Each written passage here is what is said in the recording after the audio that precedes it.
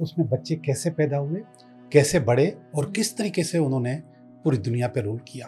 औरत की ख्वाहिश होती है कि मैं बच्चे पैदा करूंगी तो ये जो मर्द है मेरे हाथ में आ जाएगा। कर रहा हूँ ये इसराइलियों के लिए बात कर रहा हूँ, मैं ये यहूदियों के लिए बात कर रहा हूँ। नौकरी का मकसद है कि आप अपने ख्वाबों को दफन करो और दूसरों के ख्वाबों के लिए जियो। टूटी हुई चप्पलों वाला बच्चा नंबर बनाया। अस्सलामुअलैकुम viewers, this is Hosaina and you are watching terror talk. जैसा कि हम हर सेशन में आपके लिए एक न्यू टॉपिक के साथ हाजिर होते हैं, तो इस बार भी हम एक इंटरेस्टिंग और न्यू टॉपिक आपके लिए लेकर आए हैं। लेकिन इस टॉपिक को डिस्क्लोज करने से पहले मैं आपको थोड़ा सा रिमाइंडर देती चलूँ कि हमारा एक पॉडकास्ट जो था कंपैटिबिलिटी के हवाले से, वो भी हमने आपको इन डिटेल डिफ़ाइन किया, उसके मेथड्स भी बताए कि आप अपनी कंपैटिबिलिटी अपने पार्टनर से कैसे मैच कर सकते हैं। फिर दूसरा टॉपिक था हमारा शादी के हवाले से भी हमने आपको काफ़ी टिप्स एंड रेमेडीज़ दी कि how to get your life successful. तो अब आज का जो हमारा टॉपिक है वो शादी के बाद का टॉपिक है, और उसमें आ जाते हैं सबसे पहले कि हमारे बच्चे। तो आज का टॉपिक हमारा जो है वो है बच्चों के हवाले से। आज हम बात करेंगे बच्चों के हवाले से, हर तरह से बात करेंगे कि बच्चों की ग्रोथ और डेवलपमेंट में पेरेंट्स का क्या किरदार होना चाहिए, और बच्चों की ग्रोथ एंड डेवलपमेंट के इनिशियल और लास्ट स्टेजेस क्या होते हैं। तो जिसके लिए आज फिर हमारे पास हमारे एक्सपर्ट मौजूद हैं, जिनका नाम है मशहूर ज़माना लियाकत जोगी साहब। अस्सलाम वालेकुम जोगी साहब। वालेकुम अस्सलाम। कैसे हैं आप? हम बिल्कुल ठीक हैं, आप सुनाओ, आप कैसे हो? अल्हम्दुलिल्लाह मैं ठीक ठाक जी जोगी साहब, अल्हम्दुलिल्लाह। सही।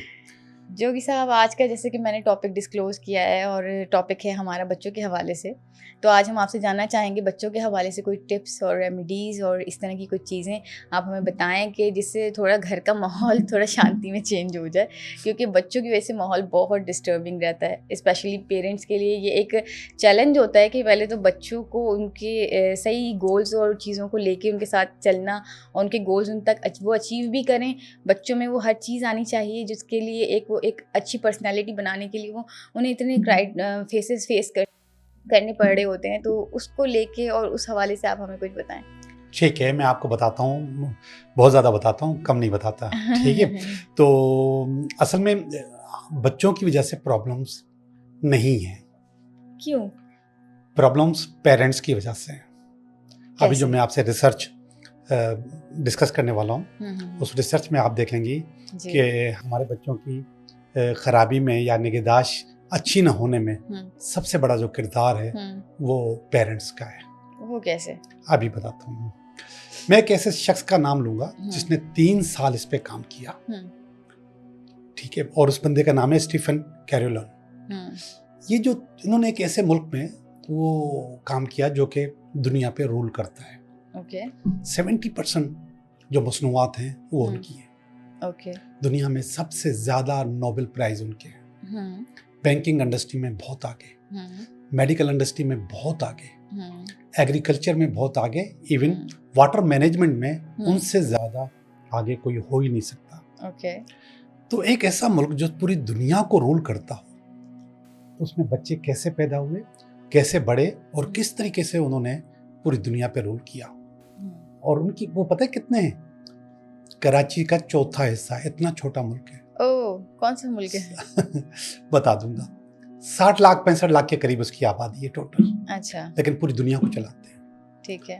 मैंने बताया कि नोबेल इनाम जो सबसे ज्यादा मिले हैं उनमें 2 या 3 मुसलमानों के, बाकी सब उनके। ठीक है। ठीक है।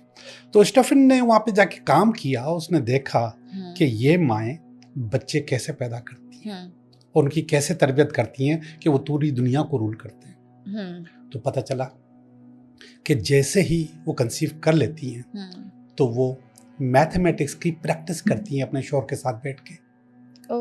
मैथ की प्रैक्टिस, और मैथ की प्रैक्टिस कागज पे नहीं, बोल के मैथ की प्रैक्टिस।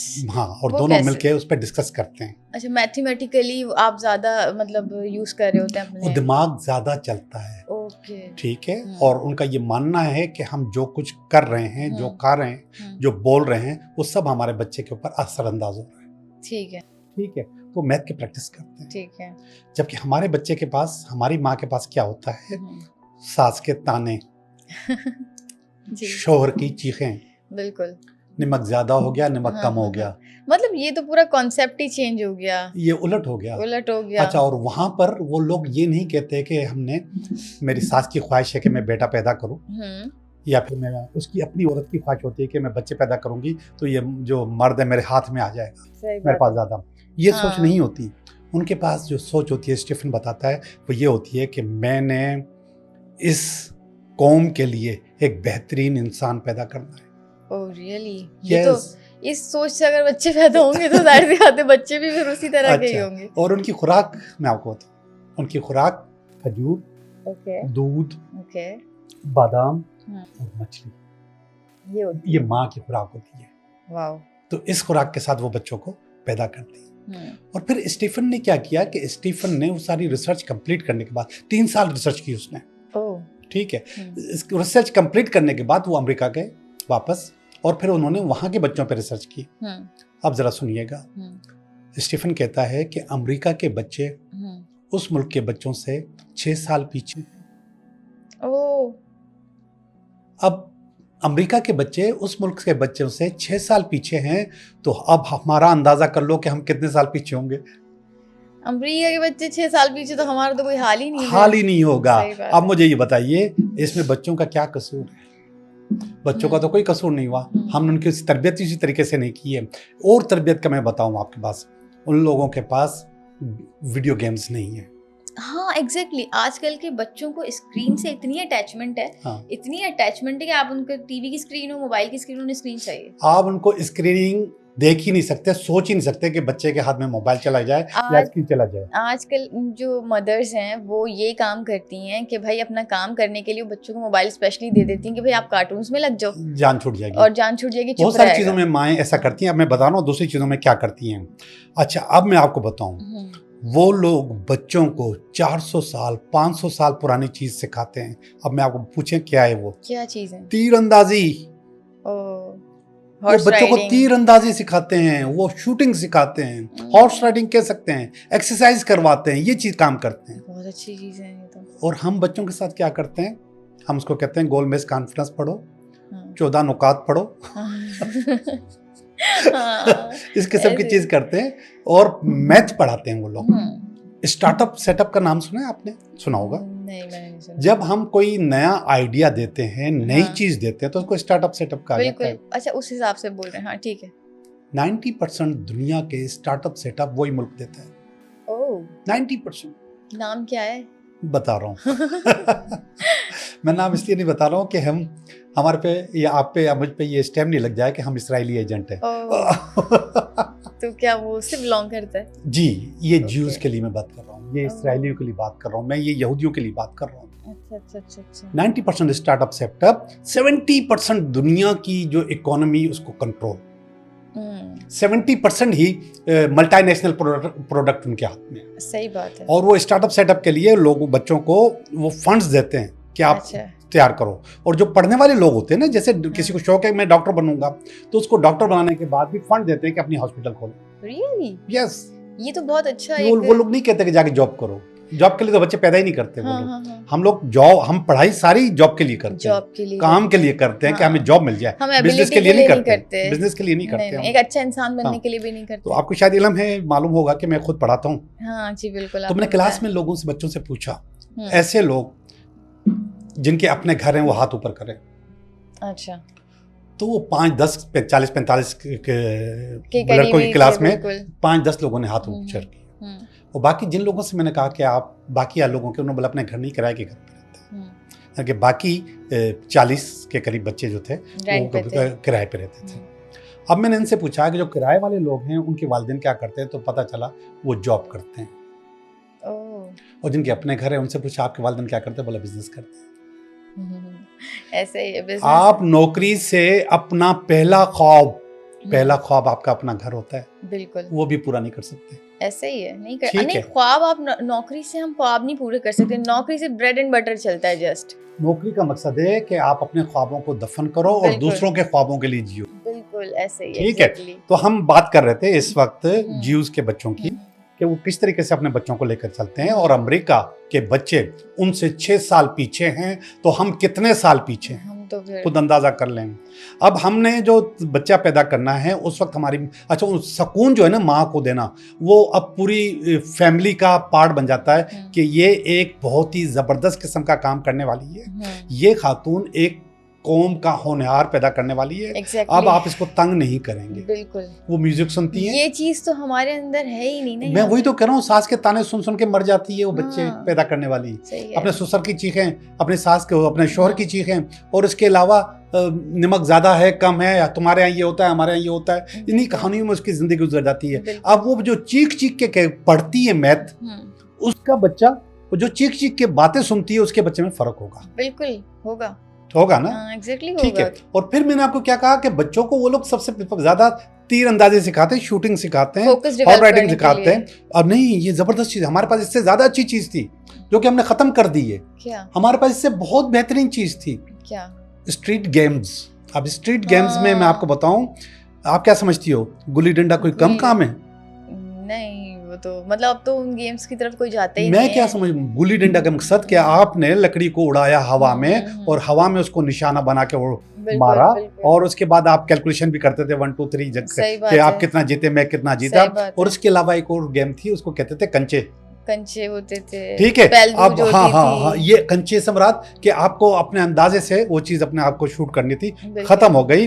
पतंग अभी थोड़ी बहुत जिंदा है पतंग, मगर वो खतरनाक हो गई है तो इसलिए उस पर पाबंदी लग गई है। पतंग से कि आप एक डोर से कितनी देर ऊपर रख सकते हैं और दूसरे की पतंग कैसे काट सकते हैं। ये कम दिमाग की गेम्स नहीं है, ये जबरदस्त गेम्स हैं। ये खत्म हो गई, उसकी जगह हमने स्क्रीन दे दी और इसके अलावा बच्चों को वो गेम्स दे दी और बच्चे उसमें गुम हो गए। हाँ बिल्कुल, एक्जेक्टली ऐसे ही है। मतलब हमने अपने बच्चों को पूरा फोकस ही स्क्रीन पे डाइवर्ट कर दिया। अब वो जो देख रहे हैं और वही कर रहे हैं। जी बिल्कुल ऐसे ही है। उन लोगों के अंदर कोई एबिलिटी नाम की चीज नहीं है आजकल के बच्चों में। उनका वो इतने सुस्त हो गए, एक कमरा चाहिए उनको, लाइट ऑफ चाहिए, उनको मोबाइल चाहिए और किसी की डिस्टर्बेंस नहीं चाहिए। बस ये बच्चों का क्राइटेरिया है, पाकिस्तान के बच्चों का स्पेशली। हाँ, बल्कि हम काम भी नहीं बोलते बच्चों को, बिल्कुल नहीं। वो अपनी गेम में खेला हो तो लगा तो उसको काम भी नहीं बोलते, डिस्टर्ब नहीं करें। अब इससे ज्यादा वो चीखना चिल्लाना, वो नमक कम या ज्यादा, या फिर सास की ख्वाहिश है कि मैं बच्चा पैदा करूं, इसके बाद वो बच्चा पैदा हो गया, अब वो थोड़ा बड़ा हुआ है तो हमने जाके उसको स्कूल में दाखिल कर लिया। अब उस बैग का वजन वो एक अलग मसला है, मगर असल मसला मैं आपको याद कर रहा हूँ, जहाँ पे हम बच्चे को बददियानती और इखलाकियात से अलग हटके, और इसके अलावा जो शेड्यूल को तोड़ने वाली चीज़ें या कानून को तोड़ने वाली चीज़ें सिखाते हैं और खुद सिखाते हैं। क्या? सुबह को जब सबसे पहले या माँ बाप या बहन भाई या चचा मामू या फिर आपका ड्राइवर जब बच्चे को स्कूल लेके जाता है तो उस वक्त वो कितनी रफ ड्राइविंग कर रहा होता है, और उसके बाद वो पार्किंग कैसे करता है स्कूल के सामने, और इसके बाद वो जो गाड़ियाँ, मैंने अक्सर सुबह को जो स्कूल बसेस हैं, वैन्स हैं, उनको रॉन्ग साइड जाते हुए देखा है। बिल्कुल होता ही है, ये तो नॉन कॉमन चीज है अब तो। ये अब बच्चा जब सीखने के लिए जा रहा है तो उसमें सबसे पहले हम इनको ये सिखा रहे हैं कि हम गलत तरीके से कानून कैसे तोड़ें। बिल्कुल। क्या आप अभी भी बच्चे को कह सकती हो कि बच्चे हमें तंग करते हैं? नहीं ज्यादातर गलतियां तो हमारी अपनी गलती होती है। अब बच्चा तैयार कर लिया, फिर इसके बाद हमारी जो ख्वाहिश होती है वो हम बच्चे के ऊपर लागू कर देते हैं। हमारी ख्वाहिश होती है कि डॉक्टर बने, इंजीनियर बने, वो बने, ये हमारी ख्वाहिश होती है, बच्चे की नहीं होती। बच्चे की पता नहीं क्या होगी, बच्चा पता नहीं क्या करना चाहता होगा, लेकिन हमारी ख्वाहिश होती है कि बच्चा डॉक्टर बने, इंजीनियर बने, वो उसके ऊपर थोपते हैं। ठीक है। और फिर इसके बाद माँ बाप का जो खतरनाक तरीन ख्वाब, हर माँ ये चाहती है कि उसका बच्चा अफलातून हो, नंबर 1 हो, A ग्रेड हो। बिल्कुल। कैसे मुमकिन है? नहीं हो सकता, ऐसा नहीं हो सकता। बल्कि हर माँ इस तरह चाहती है कि इसको कैसे करें, किसी तरीके से मेरा बच्चा नंबर 1 हो। और अब स्कूल वालों ने ये बाकायदा बिजनेस बना लिया है कि हर एक क्लास में एक बच्चा नंबर 1 होना चाहिए ना, वो कहीं ना कहीं 1 2 3 4 और उन पे स्टार लगाना, वेरी गुड, ये वो बहुत खूबसूरत करके आपका वो जो रिपोर्ट कार्ड है वो आपको बना के देना, तो आप खुश हो जाते हैं। आप खुश हो जाते हैं कि मेरा बच्चा ज़बरदस्त है। मगर क्या प्रैक्टिकल लाइफ में आपका बच्चा ज़बरदस्त है या नहीं है, इसका आपको अंदाज़ा नहीं है। वो अंदाज़ा करने के लिए आपको फिर डॉक्टर स्टीफन की रिसर्च में जाना पड़ेगा कि कैसे बच्चे पैदा किए जाते हैं, कैसे बच्चे पाले जाते हैं और कैसे उनकी सपोर्ट की जाती है। बिल्कुल। कैसे तो हम इसी तो सपोर्ट करती नहीं। अच्छा, मैंने पाकिस्तान में 2 फैमिलीज देखी हैं। एक फैमिली जो, चले ये तो एक अलग किस्सा हो गया कि हमारी मदर्स, यहीं से ही जड़ जो है वो यही है कि हमारी मदर्स को जो ट्रीटमेंट मिलना चाहिए वो नहीं मिलता, और जो इम्प्लीमेंटेशन उन्हें हमारे बच्चा पैदा कर डिलीवर करते वक्त करनी चाहिए वो नहीं हो रही होती। एक तो ये सिचुएशन, इसको अलग कर दें। मैंने 2 तरह के बच्चे पाकिस्तान में देखे हैं। उन 2 तरह के बच्चों में से एक ये ऐसे बच्चे होते हैं जिनके पेरेंट्स जो थोड़े हाई सोसाइटी के होते हैं और उनके पेरेंट्स उन्हें शदीद किस्म का पैम्परिंग कर रहे होते हैं। उनकी इससे ग्रोथ और डेवलपमेंट पे कोई इफेक्ट होता है। या और एक इस तरह के बच्चे होते हैं कि वो कहते हैं कि आज हमारे माँ बाप ने हमें मारा तो आज हम कुछ बन गए, आज हम किसी काबिल बन गए, आज हमारे माँ बाप ने हमें इस तरह से रखा था तो आज हम इस लेवल पे पहुंच गए। हाँ। तो इन दोनों में से कौन सा वाला क्या कह सकते हैं कि आप अच्छा है? ये दोनों अच्छे नहीं है, दोनों माइंडसेट है। अच्छा। हाँ, उनका माइंडसेट कुछ और है, उनका माइंडसेट कुछ और है। असल जो माशरे की जो रिक्वायरमेंट है वो फिर तीसरी चीज होती है। हाँ, रिक्वायरमेंट फिर क्या है? माशरे की रिक्वायरमेंट फिर कोई तीसरी चीज होती है। ये दोनों का माइंडसेट है कि मैं भी अच्छा हूँ, मैं भी अच्छा हूँ, माँ बाप नहीं मारते तो मैं अच्छा नहीं बनता। ये अपनी अपनी सोच है। लेकिन इसी सोच पे आप देखें कि बच्चे बिगड़ भी जाते हैं, बिल्कुल जिद्दी भी हो जाते हैं, बिल्कुल तंग भी करते हैं। हाँ। आजकल सबसे बड़ा जो बच्चों का मसला है वो है जिद्दी होना। जिद और रोना।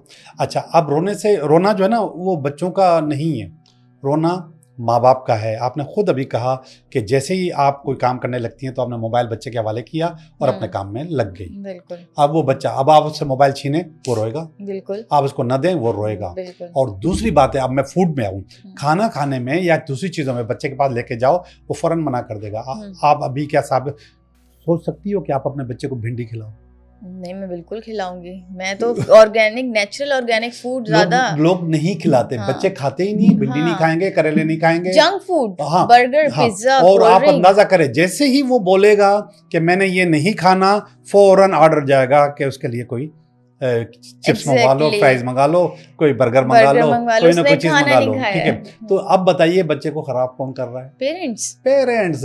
मोबाइल भी बच्चों को हवाले पेरेंट्स ने किया और जंक फूड्स भी बच्चों को पेरेंट्स ने दिया। अब उनके जुबान को वो टेस्ट लग गया, अब वो नहीं मानेंगे, अब वो जिद भी करेंगे और आप उनकी जिद पूरी भी करो। अच्छा, एक बात बताएं, ये खाने पीने से मतलब एक ऑर्गेनिक फूड खा रहा है एक बच्चा और एक बच्चा जंक फूड खा रहा है। हाँ। और उसके माँ बाप ने उसे जंक फूड की आदत ही नहीं डाली है। हाँ। जो ऑर्गेनिक खा रहा है और जो जंक फूड खा रहा है उसके अलावा कुछ खाता ही नहीं। तो इनकी मेंटालिटीज में फर्क आएगा खाने पीने से? बिल्कुल आता है, बिल्कुल आता है। अच्छा, जो ऑर्गेनिक अभी भी आप देख लें, नेचुरल ऑर्गेनिक, मैं आपको बता दूं, अगर बहुत सारी सहूलतें जो हम शहर के बच्चों को देते हैं वो निकाल दी जाएं तो गांव का बच्चा शहर के बच्चे से 1000 टाइम अच्छा है।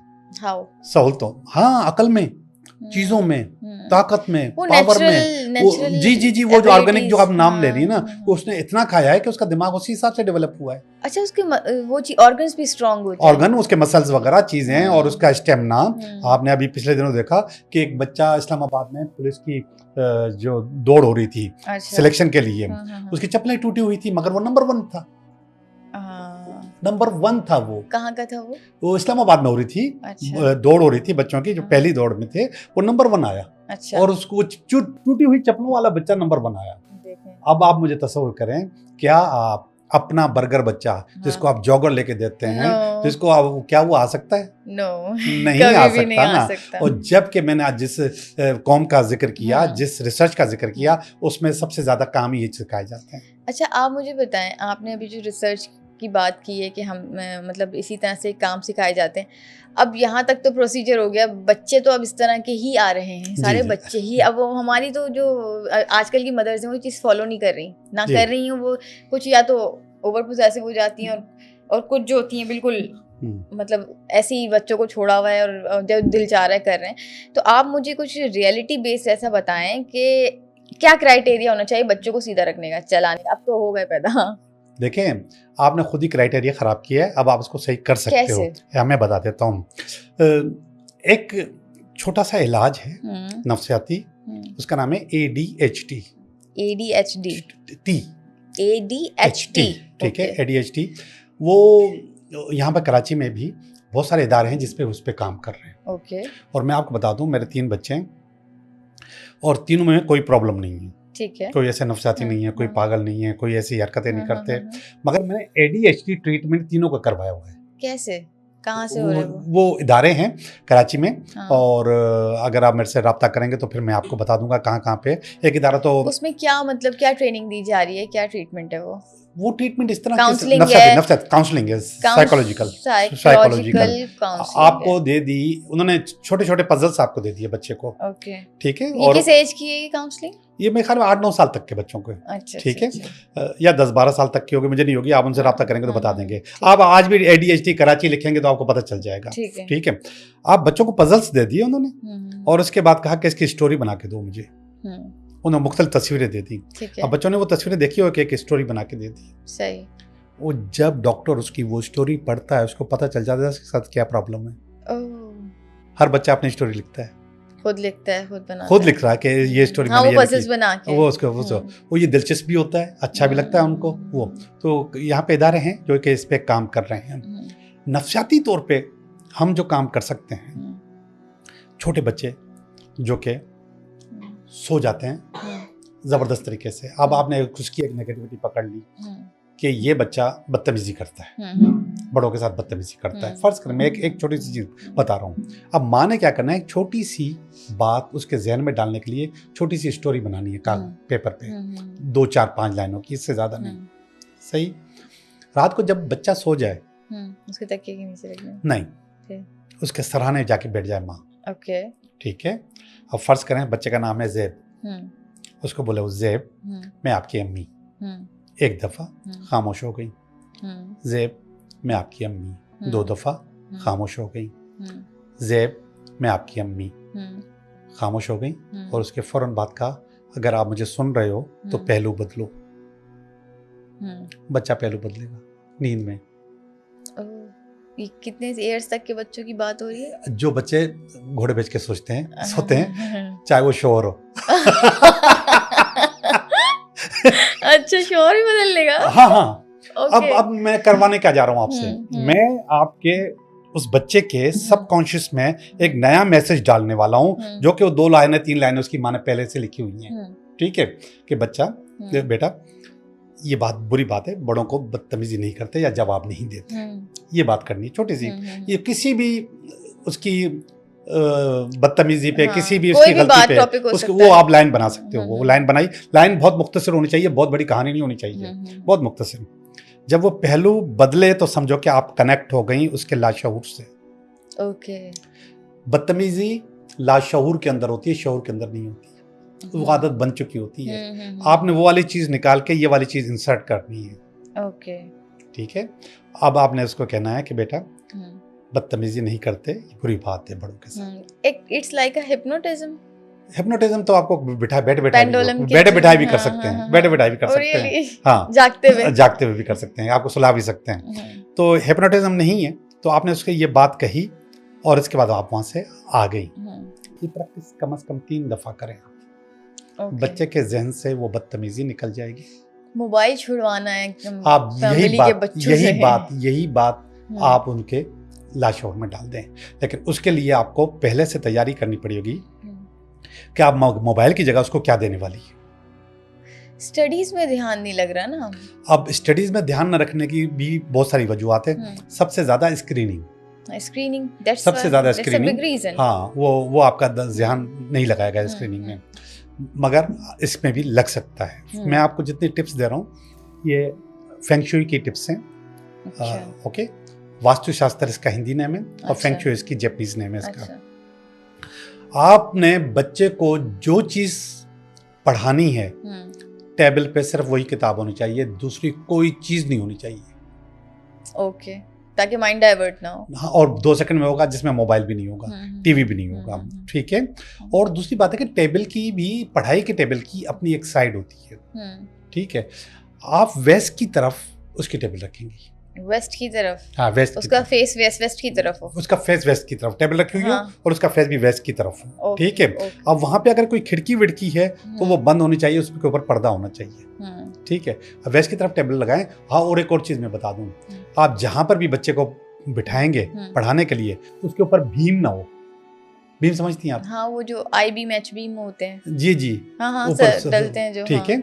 वो भीम ना हो। अगर वो भीम होगा तो बच्चा नहीं पढ़ेगा। वो क्यों? बस फेंग शुई। ठीक है। बच्चा नहीं पढ़ेगा, वो भीम ना हो। आप वहां पर उसको बिठाएं, वो पढ़ेगा। और दूसरी बात मैं आपको बताऊं, आप उसका ब्लू कलर बढ़ा दें उसकी ज़िंदगी में। आप उसको फ्रेंडशिप बैंड पहना सकती हैं ब्लू कलर का। आप उसको कपड़े या शर्ट उसको ब्लू कलर की पहना सकती हैं। एक और ज़बरदस्त चीज़ बताऊं मैं आपको, आप उसका तकिया गिलाफ ब्लू कलर का कर दें तो इससे फर्क पड़ेगा। इससे बहुत फर्क पड़ेगा, कंसंट्रेशन उसका बेहतर होगा, एक जगह रुकेगा। रेड बिल्कुल भी नो। रेड पसंद होता है बच्चों को। रेड अच्छा भी लगता है बच्चों पे, ठीक है। तो रेड बिल्कुल भी नो। अगर रेड होगा तो वो आपका कहना नहीं मानेगा, आपकी बात नहीं मानेगा, वो नहीं पड़ेगा तो नहीं पड़ेगा। ऐसे टेबल पर भी ब्लू कलर का कोई भी चीज़ आप रख सकते हैं, कोई भी क्या कहना चाहिए गिफ्ट होता है या जो चीज़ें होती है ब्लू कलर की वो आप रख सकते हैं। रेड नहीं होनी चाहिए उसमें, ठीक है। रेड क्यों होनी चाहिए, वो फिर उसकी कुछ और वजूहत हैं, फिलहाल वो ब्लू कलर की होनी चाहिए। अब मैं आपको एक और चीज़ बताऊँ, गुस्से वाला बच्चा, बदतमीजी वाला बच्चा, बदतमीजी वाला के लिए वो भी बताया, ये आप गुस्से में भी डाल सकते हैं कि सोते में आपने लाशोर में उसकी डिस्क निकाल दी और उसको वो दूसरी इंसर्ट कर दी। 2 से 3 बार ये प्रैक्टिस की जाए, कम से कम 3 दफा, कम से कम 3 दफा आप उसकी प्रैक्टिस करें। ऐसा बच्चा जो घोड़े बेच के सोता है, इसी तरीके से। और एक बच्चा घोड़े बेच के नहीं सो जाए, उसको कुछ बोले तो उठ जाए वो, फिर नहीं हो सकती प्रैक्टिस। फिर क्या तरीका, फिर नहीं हो सकती, फिर उसका कोई तरीका नहीं है, क्योंकि उसको हम नशा देके तो सुलाने से रहे। सही बात है, ठीक है। तो इसलिए वो बच्चा अच्छा, बच्चे सो जाते हैं, चीखते चिल्लाते रहो। 16-17 साल के बच्चे कहाँ 16-17 साल तक नहीं जाइए ना, 12 साल के अंदर रहिए। अच्छा 12 साल के। लेकिन मैं आपको बताऊं, आप यही फार्मूला शोर के साथ भी कर सकते हैं। अगर उसके अंदर कोई बुरी आदत है तो निकल जाएगी, हाँ चेंज हो जाएगी। अगर वो घोड़े बेच के सोता है तो ये तो बहुत अच्छी टिप है। और अगर घोड़े बेच के नहीं सोता तो वो बंदा भी सही नहीं हो सकता। अच्छा, तो मैं आपको बता रहा हूँ एक और चीज, गुस्से वाला बच्चा। अच्छा, ये करें उसको, उसके साथ सुनिए, जो आप कह रहे हैं ना 16-17 साल का बच्चा, उसके अंदर कैसे सबकॉन्शियस उसका जो चेंज किया जाए, उसके लिए आप फिटकरी लें और उसके तकिए के अंदर डाल दें। उसका गुस्सा कम हो जाएगा, उसका गुस्सा बेहतर हो जाएगा, ठीक है। ऐसा बच्चा जो बार बार करने के बावजूद, बहुत सारी कोशिशें करने के बावजूद भी बिल्कुल भी सही नहीं होता, आप पानी का एक कटोरा लें। कटोरा कौन सा? मिट्टी का, ठीक है, जैसे मटका होता है ना, ऐसे मिट्टी के कटोरे बने हुए होते हैं। वो कटोरा लें, उसकी साइड टेबल पे रखें या उसके तकिए के नीचे, उसके तकिए के नीचे कह रहा हूँ, सरहाने के नीचे रखें, ठीक है। सरहाने के नीचे नहीं कहना चाहिए, चरपाई या बेड के नीचे, ठीक है। उसके नीचे रखें ताज़ा पानी। अच्छा, रात को पड़ा रहे, सुबह को उठा के उसको आप गमले में डाल दें, ओके, या दरख्त में डाल दें। ड्रेन नहीं करना, ओके, गमले में या दरख्त में डाल दें। ये आप डेली प्रैक्टिस करें, उसका जहन जो है ना बहुत फ्रेश हो जाएगा, बहुत बेहतर हो जाएगा, बहुत अच्छा हो जाएगा। अच्छा, ये तो बहुत अच्छी टिप है कि मतलब अगर कोई बहुत एग्रेसिव बच्चा है, क्योंकि है अब बच्चों में सिर्फ एग्रेसिवनेस ही रह गई, क्योंकि स्क्रीनिंग से आप उन्हें रोकते हैं, उनकी जो रूटीन है उससे आप उनको डिस्टर्ब हल्का सा भी खींचते हैं, उनकी नेचर भी बिहेवियर बार बच्चों के ऊपर इतने इल्जाम लगा रही हो, जबकि आपको मैं कह रहा हूँ कि ये बच्चों का कसूर नहीं है, ये माँ बाप का कसूर है। माँ बाप का कसूर है, माँ बाप ने उनको ये आदत डाली है, अब वो उनके हाथ से निकल गई ये चीज़। अब और हमारे माशरे में ही है, यूरोप में इतना नहीं है। यूरोप में हाँ, इतना नहीं है। जैसे मैंने आपको ज्यूज के बच्चों की बात की, वहाँ तो बिल्कुल ही नहीं है, ठीक है। यूरोप में इतना नहीं है जितना हमारे पास है। आज भी आपको पता है कि आप बहुत सारे चैनल ऐसे हैं जो कि बच्चों के लॉक लगते हैं मोबाइल को, कि आप उसको लॉक कर दो।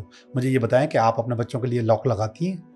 नहीं। वो जो दिल चाहे देखे, जो दिल चाहे करे, बिल्कुल आप कुछ नहीं कर सकते ऐसे ही। तो बहुत सारे लॉक लगते हैं कि आप ये पेरेंट्स की कंप्लेंट्स ही यही आ रही है ना, बच्चा बदतमीज हो रहा है, बच्चा ये कर रहा है। पेरेंट्स को बोलने का हक ही नहीं है, ये पेरेंट्स खुद जिम्मेदार हैं। पेरेंट्स सब मिलके, माँ बाप भी और उसके दूसरे खानदान में जो दूसरे लोग हैं, वो सब मिलके इस बात के जिम्मेदार हैं कि उन्होंने बच्चा बिगाड़ा है, बच्चा खराब किया है। अब आपको मैंने छोटी छोटी टिप्स दी हैं, इन पर काम करें, इंशाल्लाह बच्चे। पानी वाली टिप बहुत अच्छी है, पानी वाली भी अच्छी है। और 7 डेज करना है ना, कौन सा पानी वाला करते रहें आप, जब तक वो सुधर नहीं सकता, जाता सही नहीं हो जाता। कितना प्यारा लफ्ज बोला मैंने, सुधर नहीं जाता। तो आप ये करते रहें। और एक फिटकरी उसके तकिए में डाल दें, ब्लू कलर का, हाँ बिल्कुल कर दें। रेड से दूर रखें उसको। ऐसे बच्चे जो हाइपर हैं उनको दूर कर दें। और ADHD में उसका पूरा नहीं बोल सकता, आप लोग रिसर्च कर लो, सर्च कर लीजिएगा, तो पता चल जाएगा। हाँ, ADHD की छोटी सी क्लासेस होती है, मैं समझता हूँ 1 हफ्ते की क्लासेस होती हैं सिर्फ। अच्छा, एक हफ्ते की क्लासेस में वो बच्चा, इंसान का बच्चा बन जाता है। लेकिन वो ADHD की जो आप बात कर रहे हैं वो भी तो तकरीबन 12 इयर्स के बच्चों के, हाँ 12 साल तक के बच्चों के लिए, अगर 12 साल तक 16-17 साल के जो बच्चे ट्रैक से उतर रहे हैं और कुछ बिल्कुल ही उतर चुके हैं, उनके लिए उनको माँ बाप खुद कंट्रोल कर सकते हैं, कोई ADHD अच्छा ये करना सही है कि वो उनको डांटा जाए, उनको पिटाई लगाई जाए उनकी? देखिए मैं आपको बताऊं, समटाइम्स ये अच्छा है, ठीक है, कि आप उनको डरा के रखें कि अगर आप ये करेंगे तो ये हो जाएगा, ये करेंगे तो ये हो जाएगा। ये होना जरूरी है ना। अभी साइकोलॉजिकली जो ट्रेंड चल रहा है वो ये चल रहा है कि बच्चों को ना आप हाथ लगाएं, ना उन्हें डांटें, उनकी सुने, उनके बारे में उनको सुने, ऑब्जर्व करें, उनको सुन के फिर मसले का हल निकालें। ये बिल्कुल ऐसे है जैसे उन बच्चों की बात कर रहा हूँ जो मैंने स्टार्ट में बताया। हाँ, ये उन बच्चों के लिए इम्प्लीमेंटेशन होनी चाहिए। हमारे बच्चों के लिए तो आपको थोड़ी सी सख्ती दिखानी पड़ेगी। वैसे बच्चे हो जाएं तो वैसे कमाल हो जाए। मैं बता रहा हूँ कि 60 लाख की आबादी पूरी दुनिया को कंट्रोल कर रही है। हाँ। हर फैसला वो खुद कर रहे हैं। ये चीज अगर हमारी हुकूमतें कंट्रोल कर रहे हैं, वो लोग कहाँ पे कौन किसकी हुकूमत होगी वो करने वाले हैं। ये अब बताओ 60, इतना छोटा सा मुल्क है कराची का 1/4, रावलपिंडी इस्लामाबाद का आधा। माएँ अगर ये बातें समझ जाएं कि उनको अपने बच्चों के लिए खुद क्या करना है, उनको क्या ट्रेनिंग देनी, तो फिर तो हमारी आधी से ज्यादा कौम ही सुधरी हुई नजर आ जाएगी। तो हो जाएगी आस्ते आस्ते वक्त के साथ साथ। आज आप और हम ऐसी छोटी छोटी बातें करते रहेंगे तो जिंदगी इंशाल्लाह चेंज हो जाएगी। इंशाल्लाह। तो आज जोगी साहब मैंने आपसे 2-3 टिप्स ले ली हैं अच्छी वाली कि जिनके बच्चे 12 साल से छोटे हैं वो लोग उनके सबकॉन्शियस में से मतलब एक्स डिस्क निकाल के न्यू डिस्क डाल सकते हैं, और जो बच्चे 12 साल से अबव हैं उनके लिए हम ये पानी वाली रेमेडी भी कर सकते हैं, फिटकरी भी उनके ब्लू कलर के गिलाफ में डाल के कर सकते हैं। और स्टडी के लिए भी आपने हमें बताया कि वेस्ट डायरेक्शन में बच्चे को बिठाओ जहाँ पर कोई एच बीम या आई बीम पिलर ना हो या कोई गार्डर इस तरह का ना हो, और उनको वेस्ट डायरेक्शन में बिठा के उनकी टेबल पे भी कोई पढ़ाई के ओनली जो सब्जेक्ट पढ़ना है उस बुक के अलावा और कोई चीज़ ना हो, तो वो चीज़ भी हम इम्प्लीमेंट करने की कोशिश करेंगे। व्यूअर्स भी सुन रहे होंगे हमारे, आप देख भी रहे होंगे कि जोगी साहब ने हमें कितनी मज़े की बातें बताई हैं बच्चों के हवाले से। और सबसे पहले हमें अपने आप को सुधारने की ज़रूरत है, जो बेसिक चीज़ है। हम सुधरेंगे तो कौम सुधरेगी, सीधी सी बात है। नमाज हम पढ़ाते हैं, नमाज पढ़ाने से पहले नमाज पढ़ना ज़रूरी है ना, तो पहले खुद नमाज पढ़ना सीखें, फिर हम आगे बच्चों को भी गाइड कर सकते हैं नमाज पढ़ाने के लिए। तो कोशिश करें कि जो जोगी साहब ने हमें बताया है, जिस कौम के हवाले से उन्होंने हमें रेफरेंस दिया है, बहुत इंटरेस्टिंग रहा है ये मेरे लिए तो टॉपिक। आई डोंट नो आप लोगों को कैसा लगा होगा। उम्मीद करती हूँ कि आप लोगों ने भी इससे सीखा होगा। मैंने तो इस चीज़ से बहुत कुछ सीखा है, और इन फ्यूचर में प्लानिंग अभी से शुरू हो गई है कि मैंने ये करना है और ये नहीं करना है। तो आप लोग भी ये गाइडलाइन लेकर अपने लिए भी आसानियाँ पैदा करें, इस कौम के लिए भी आसानियाँ पैदा करें, और ऐसे बच्चे पैदा करें जो हमारे लिए बेनिफिशियल हो, ना कि वो नासूर बन जाए कौम के लिए। तो आज का टॉपिक हम यहीं पर एंड करते हैं। इंशाल्लाह फिर अगली बार किसी अच्छे इंटरेस्टिंग टॉपिक के साथ आपके सामने फिर हाजिर होंगे। अपना बहुत ख्याल रखिएगा। फ़ी अमान अल्लाह।